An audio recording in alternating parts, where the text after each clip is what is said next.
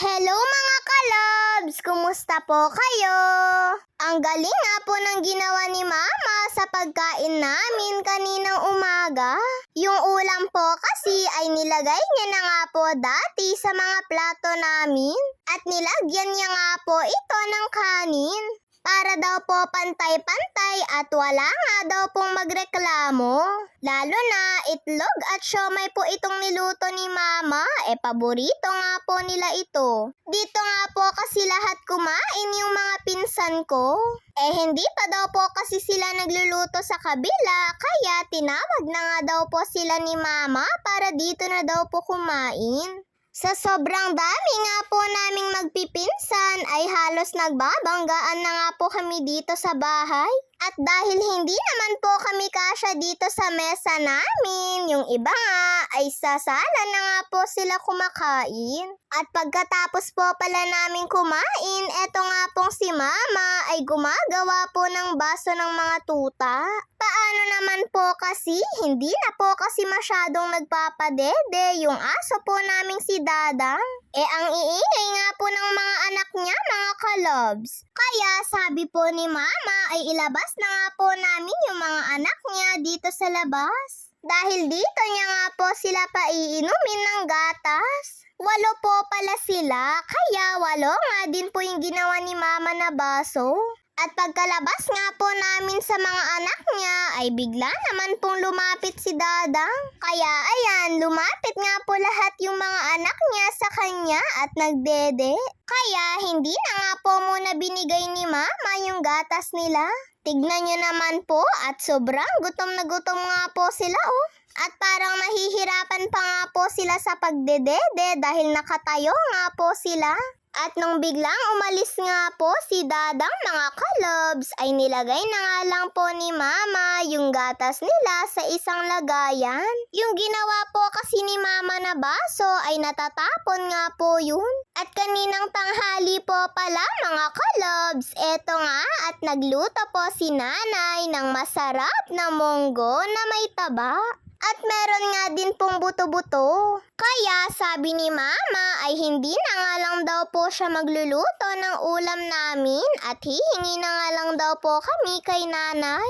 Madami rin naman po kasi itong niluto ni Nanay, mga kalobs. Kaya eto na nga po yung sa amin nila Mama. 3 lang naman po kami nila Papa yung kakain dito. Pero dahil tulog ba nga po si Papa, eto nga at nauna na nga lang po kaming dalawa ni Mama yung kumain. Kangkong po pala yung hinalo ni Nanay dito. At ang sarap nga po ng pagkaluto ni Nanay dahil sobrang malapot nga po yung sabaw. Pinadagdagan pa nga po ni Mama ng sabaw yung munggo ni Nanay kanina. Dahil kulang pa nga daw po kasi yun.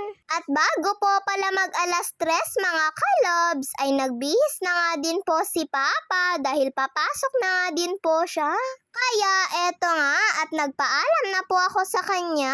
Busy nga din po kami ng mga pinsan ko sa panonood. Sabi po kasi nila ay manonood daw po kami. Eto po palang Doraemon yung pinapanood namin. At kanina nga lang po mga kalobs ay pumunta nga po si Nanay dito sa bahay dahil gagawa nga daw po sila ni Mama ng peanut butter. Yung kalahati nga po nito mga kalobs ay hinalo na nga po ni Mama sa food processor. Kaya itong kalahati naman ay sinubukan niya nga po sa blender kung pwede.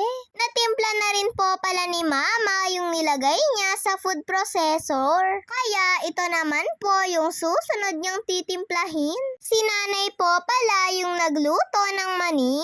Naglagay po pala si Mama dito ng asukal, margarine, mantika at eto nga pong dairy cream. At pagkalagay nga po ni Mama ng lahat ng ingredients nito ay tinakpan niya na nga din po yung blender. Hindi nga daw po sigurado si Mama kung pwede dito. Kaya susubukan niya nga daw po mga kalobs. Kaya lang nung na-try niya na nga po ay hindi naman po masyadong umiikot. Yung nasa baba nga lang po yung naihalo. Kaya nung hindi nga po pwede dito sa blender, ay nilipat na nga lang po ni Mama sa food processor. Mas mabilis nga daw po kasi dito mga kalabs. At wala pa nga pong 20 minutes ay durog na nga din po yung mani.